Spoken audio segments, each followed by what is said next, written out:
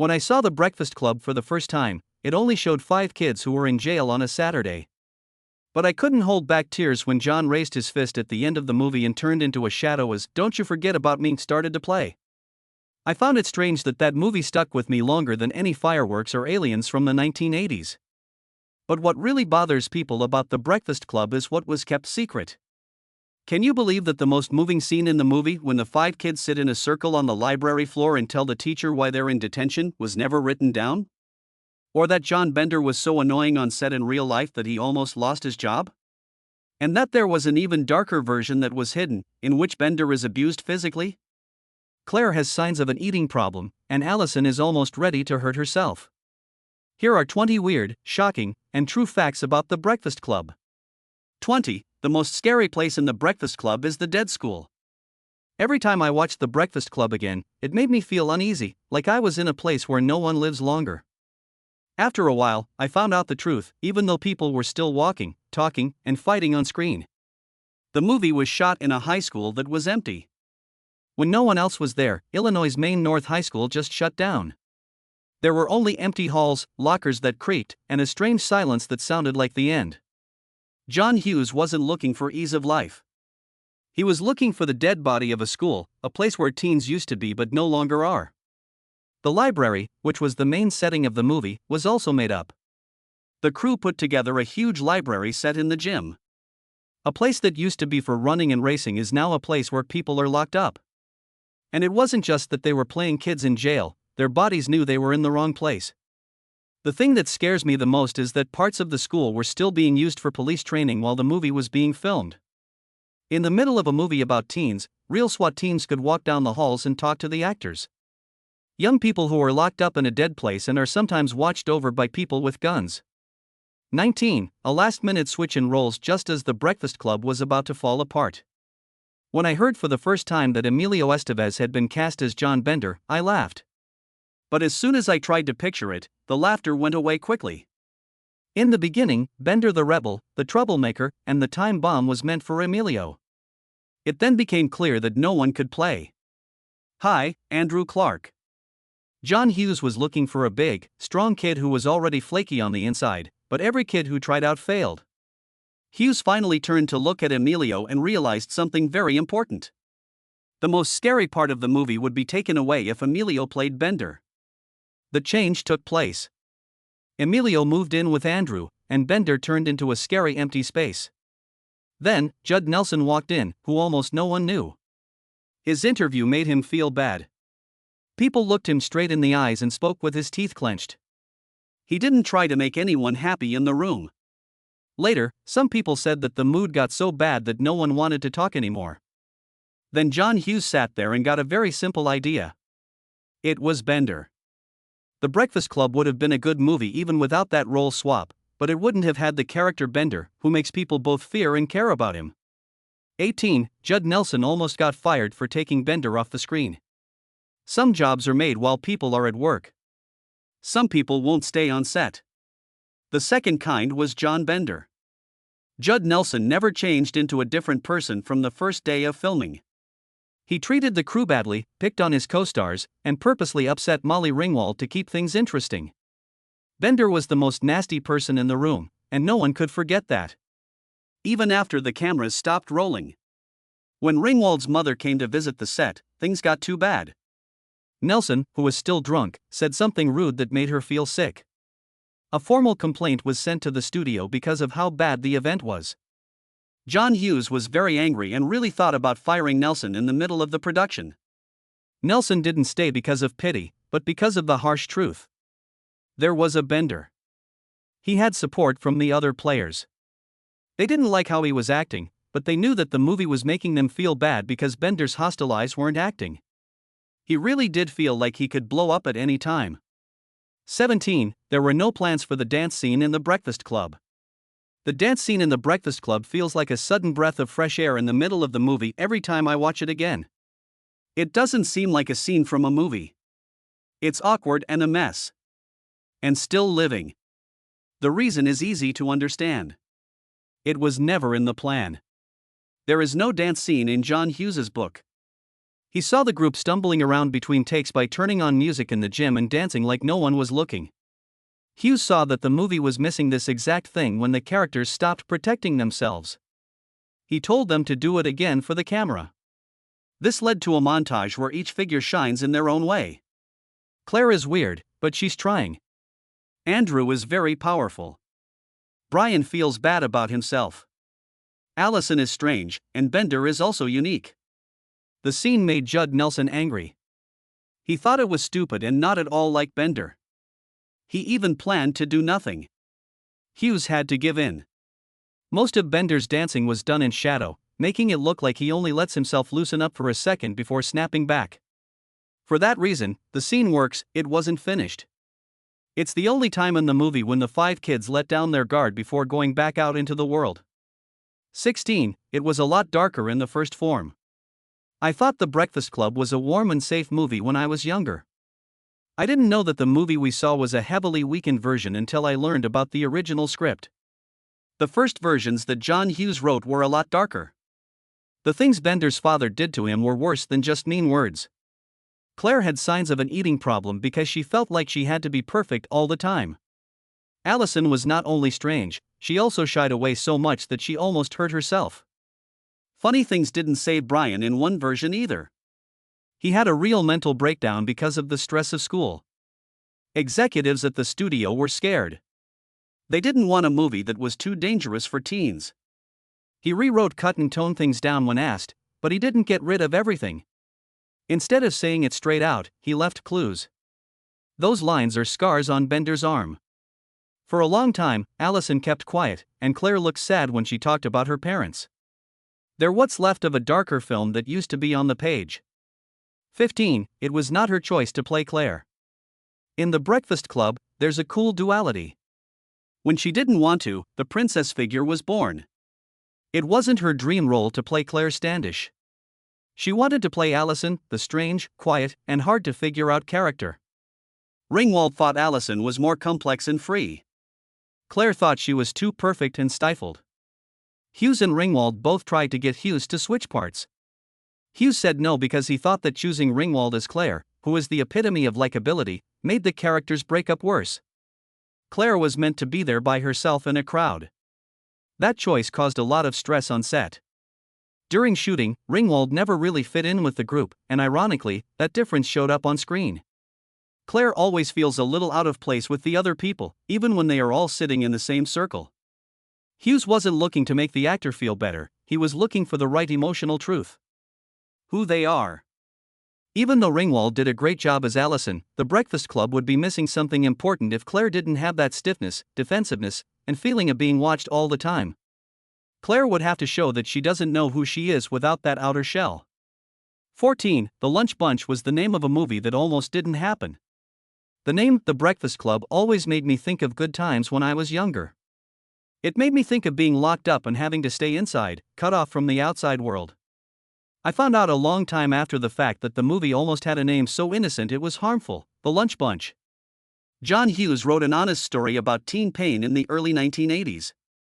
But the first title sounded like a bunch of friends getting together for lunch in the cafeteria. It wasn't broken, but it also didn't stay with me either. The Lunch Bunch sounded more like a sitcom than a movie about being alone and under a lot of stress. The turning point came when Hughes's son heard from a friend that at his school, there was a term for kids in early morning detention called The Breakfast Club. It was ironic and mean, but it also brought people together. Hughes was drawn to it right away. The name was easy to remember, a little sharp, and very real. From that point on, Breakfast Club wasn't just a smart movie name, it was a phrase that only the kids locked inside could really understand. 13. The Last Word. There is no Brian in that voice, it is Bender's. When I watched the ending of The Breakfast Club again as an adult, I felt like something wasn't quite right. Brian, the smartest person in the group, writes the message to Principal Vernon. The person reading it, on the other hand, has a different tone, less soft and more defiant. This is John Bender. This wasn't a mistake made after the fact. It was a choice that John Hughes made. He thought that if the movie ended with Brian's voice, the message would sound too safe, like a report for school. But Bender was not like the others. He was the figure who made everyone feel the most uncomfortable and the one that the system never listens to. The line stops being an answer when Bender reads, "You see us as you want to see us." It turns into a quiet but sharp charge, the truth told by someone the system has learned to ignore. Making that choice gives the ending a hint of rebellion. The Breakfast Club doesn't end with a mature adult taking the lead. Instead, the kid who was always labeled and ignored has the last word. The confession scene in the library and the heart that almost got cut out. Every time I watch The Breakfast Club, there's a scene that slows time down. There are 5 kids sitting on the floor of the library. There is no background music or fast cutting. Just words coming out when there is nothing left to protect. It's crazy to think that this scene almost didn't happen. Studio leaders didn't like it. People said it was too long, too slow, and not movie-like. Who would want to listen to 5 kids talk for almost 10 minutes? He thought this wasn't a side scene, though. He didn't think that who got detention was the real story. Or who made things worse. It was the time when stereotypes fell apart in front of everyone. Hughes fought hard to keep the scene going after the athlete, princess, and criminal stopped hanging together. Several sources say he even said he would quit the project if it was cancelled. He won in the end.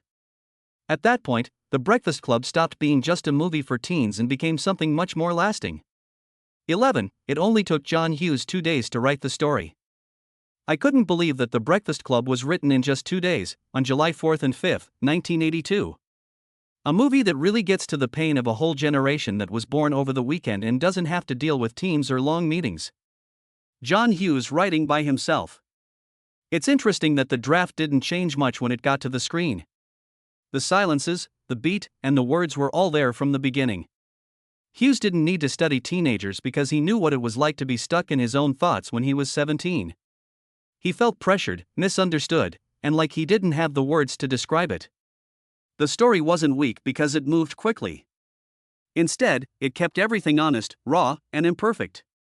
In The Breakfast Club, the plot doesn't feel like it was tweaked. It's like a flood of thoughts that came out before they could be sorted. In fact, that's what makes it real. 10. Carl Jung's psychological models were used to create the 5 characters. The 5 kids in The Breakfast Club look a lot like typical high school movie characters. He didn't write them as people, though, which is why they've lasted. Building on Carl Jung's idea of archetypes, he wrote them as parts of the mind. The smart part of the family, Brian, always tries to do the right thing and is afraid of failing. Claire is the character, the social mask that looks perfect on the outside but is empty on the inside. As a shadow, Bender hides anger, defiance, and self-destruction. The one who is mistaken, the mystic, the ignored, and unnamed part is Allison. Andrew is the hero. He is really competitive, but he is held back by what people expect of him. They didn't look out of place in the 1980s because they're based on global themes. We remember them because we were or still are them. 9. The actors ate lunch as their characters. There's a little thing about The Breakfast Club that says a lot. John Hughes asked the actors to eat lunch as their characters so that they wouldn't lose their feelings while playing their parts. Claire ate sushi while the lights were off. Andrew ate meals that were high in protein as if he were getting ready for a challenge that didn't exist. Brian ate while he thought about his schoolwork. Like her, Allison threw together a mess of sweets, bread, and candy. And Bender sat by himself most of the time. Those lunches quickly made things very tense. Things started to go wrong in relationships, just like in the movie. The important thing was that emotions didn't have to be played out when the cameras came back on. They were there already. The Breakfast Club really showed how tired, stressed, and far apart people feel when they are stuck together in one space, both on and off screen. 8th, the price was less than $1 million, which was a plus.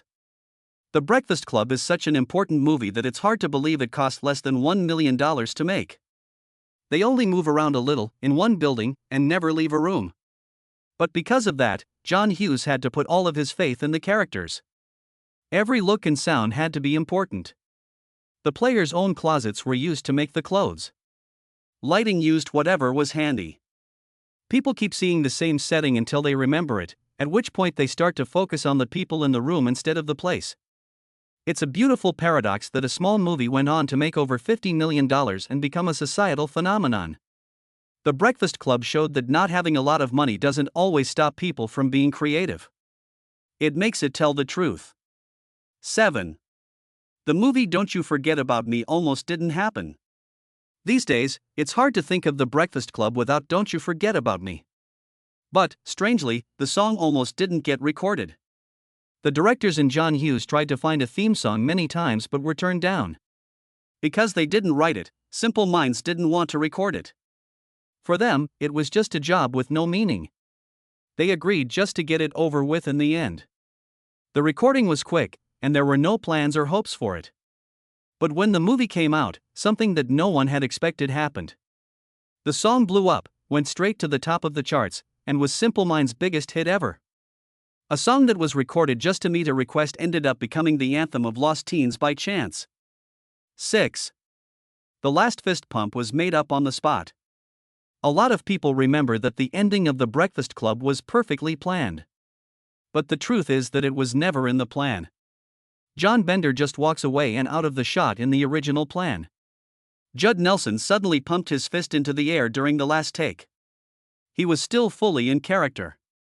It was something that Bender did without thinking about it. A reaction when he finally leaves the place that tried to define him. When John Hughes saw that, he knew right away that was the end. He kept the fist pump and put the freeze frame and music into the video afterward.